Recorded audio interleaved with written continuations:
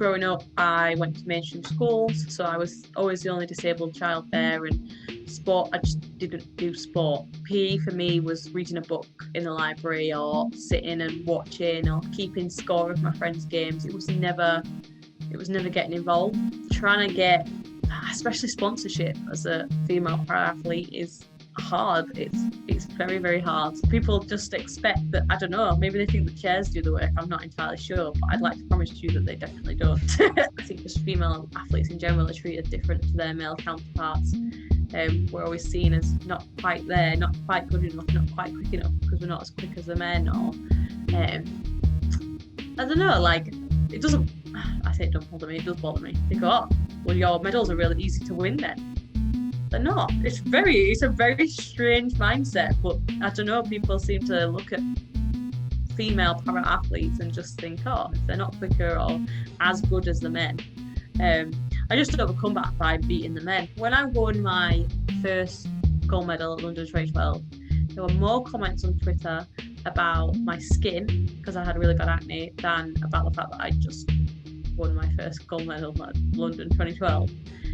I think if I was male, people just wouldn't care that I had spots, but because I was female, it was like, oh, look at her, she can't be an athlete, look at the state of her skin, she mustn't eat well, she mustn't sleep very well, she must party all the time, she must be so dirty. And it was like, no, it's a 20-year-old girl trying to represent a country and do something really, really cool, and you're ruining it. There's so many athletes talk about, oh, the sacrifice of missing the parties and missing this and missing that. It's a choice. You made the choice. You know, if you want to be the best in the world, you miss those things. So I don't really ever see them as massive struggles, or, you know, I never feel hard done by. Like, I've travelled the world, I've done things that people never would have expected of me, and I get to do something I love absolutely every day. So I feel pretty lucky that I got to make the choice to do that. A lot of athletes feel the need to have management, and actually it's really possible to do it by yourself if you're just willing to commit to it and give it your time, and sit and hound through emails. So today I've